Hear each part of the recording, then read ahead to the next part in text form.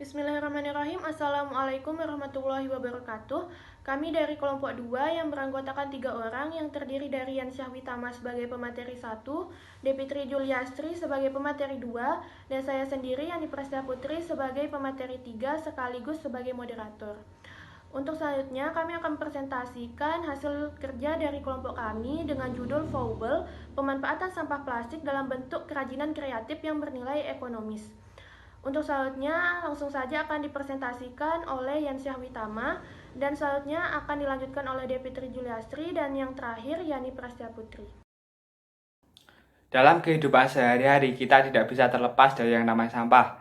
Sampah sendiri terbagi menjadi dua. Yang pertama sampah organik, sampah yang mudah membusuk. Yang kedua sampah anorganik, sampah yang sulit terurai. Tentu sampah anorganik menimbulkan banyak masalah karena sifatnya. Apalagi jumlah sampah terus meningkat setiap tahunnya. Oleh karena itu, kita mempunyai inisiatif mendaur ulang sampah, terutama sampah plastik, menjadi barang yang lebih bermanfaat, seperti tempat sampah. Selanjutnya adalah rumusan masalah. Yang pertama, apa daur ulang sampah? Yang kedua, cara mengatasi sampah plastik saat ini. Yang ketiga, apa manfaat dari daur ulang bagi lingkungan dan ekonomi? Untuk tujuan, yang pertama, mengetahui definisi daur ulang. Yang kedua, mengetahui cara mengatasi sampah plastik menjadi barang yang bermanfaat. Yang ketiga, mengetahui manfaat daur ulang sampah bagi lingkungan. Luaran yang diharapkan, yang pertama, terciptanya produk dari sampah plastik yang mempunyai nilai jual. Yang kedua, meningkatkan kreativitas dan inovasi. Yang ketiga, mendapatkan peluang bisnis dari daur ulang sampah plastik. Untuk manfaat, yang pertama, mengurangi pencemaran lingkungan. Yang kedua, membantu meningkatkan perekonomian masyarakat. Yang ketiga, meningkatkan kesadaran masyarakat membuang sampah karena lebih praktis dilakukan. Selanjutnya, gambaran umum usaha. Yang pertama, kondisi umum lingkungan masyarakat belum bisa membedakan sampah plastik sekali pakai dan sampah plastik yang bisa digunakan berulang kali. Serta bagaimana mengatasi sampah plastik dengan mengubahnya menjadi barang yang mempunyai nilai jual yang bisa membantu perekonomian dan mengurangi pencemaran lingkungan. Kedua, deskripsi produk.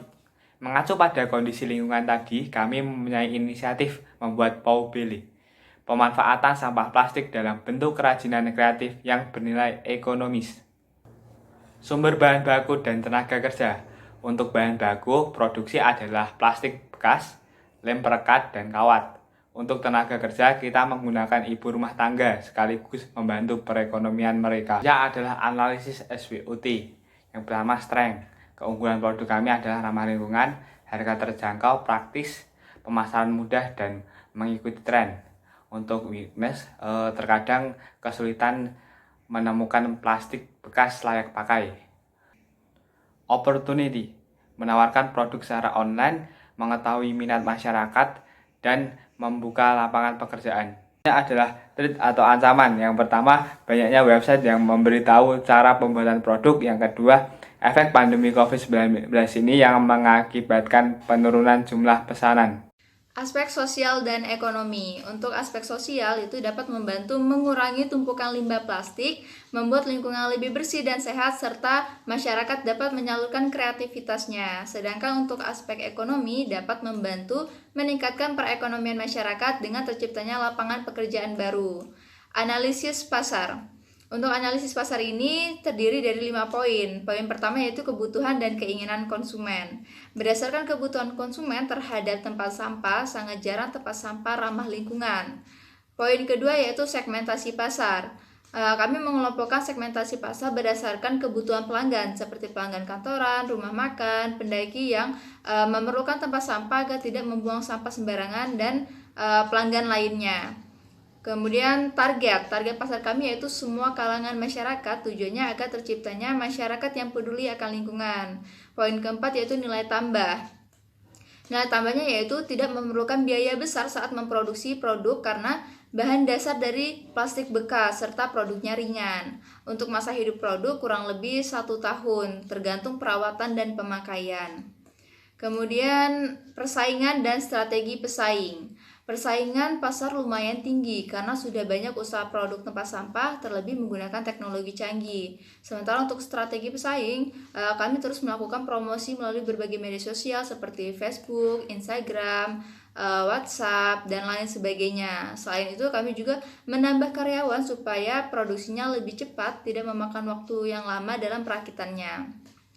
Kemudian pertumbuhan pasar. Pertumbuhan pasar semakin meningkat karena seiring dengan promosi yang dilakukan. Selain faktor promosi, pembelian menggunakan sistem pre-order ikut memiliki pengaruh terhadap pertumbuhan pasar Poubelle. Kemudian pangsa pasar. Dikarenakan kami memiliki dua sistem penjualan, yaitu sistem ready stock dan sistem pre-order, maka kami membagi pangsa pasar menjadi dua. Untuk barang ready stock, pangsa pasar tidak terlalu tinggi, sementara untuk barang pre-order, pangsa pasar lumayan tinggi. Biasanya untuk barang ready stock itu 30 unit produk, kami memakan waktu sekitar 1 bulan sampai laku terjual. Sementara untuk barang pre-order, biasanya kami menerima pesanan kurang lebih 40 unit dalam 1 bulan. Kemudian lokasi operasi. Untuk lokasi operasi produksi atau pembuatan dan store-nya itu berada di tempat yang sama, yaitu di Jalan Jenderal Ahmad Yani. Kami sengaja memilih lokasi tersebut karena pada penduduk dan untuk tenaga kerja juga mudah dalam mencarinya. Sehingga adanya usaha Poubelle ini juga dapat membantu masyarakat sekitar. Kemudian untuk analisis profit ini ada aktiva tetap berwujud dan aktiva tetap tidak berwujud. Untuk aktiva tetap berwujudnya itu terdiri dari mesin atau peralatan, totalnya 111.000, alatnya ada gunting dan alat pemanas lem. Untuk biaya lainnya totalnya 2.750.000. Rinciannya itu meja besar, meja kasir, kursi 10 buah, lemari penyimpanan 2 buah. Untuk aktiva tetap tidak berwujud itu terdiri dari 3, yaitu biaya pendahuluan, biaya sebelum operasi, dan kebutuhan dana untuk modal kerja. Untuk biaya pendahuluan itu totalnya 1.600.000, rinciannya survei pasar dan izin usaha.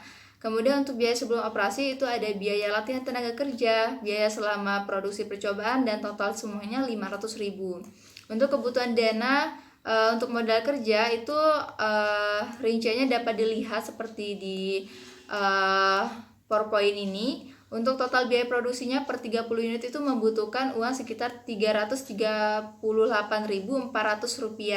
Biaya produksi per unitnya 11.280.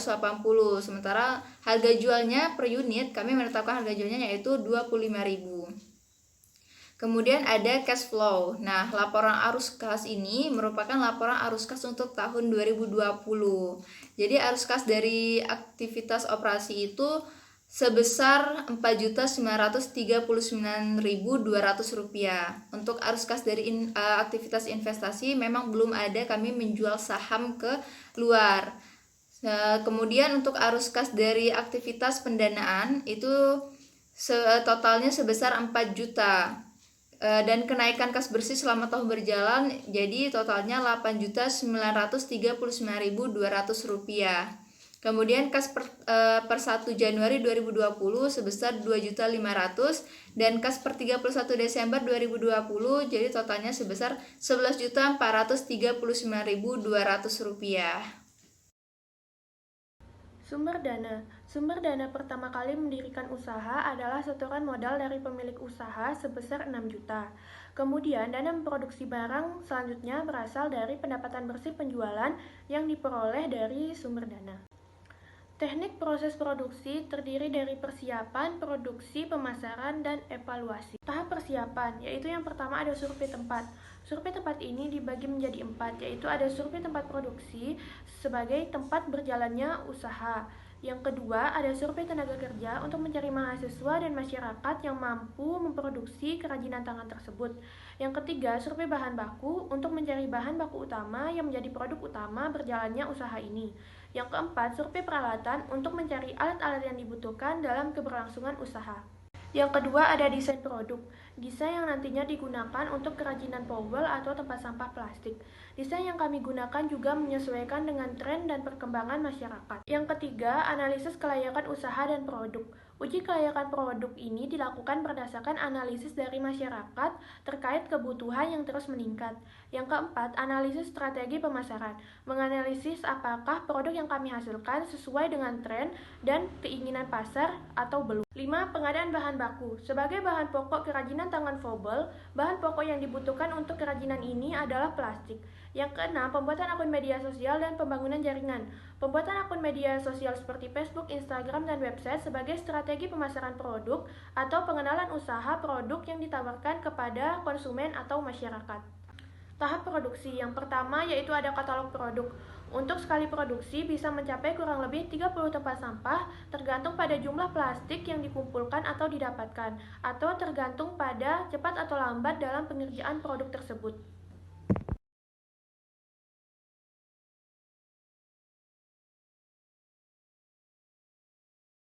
Yang kedua, uji produk. Tahap uji coba kepada masyarakat untuk menguji kualitas dan respon pembeli terhadap produk yang dihasilkan.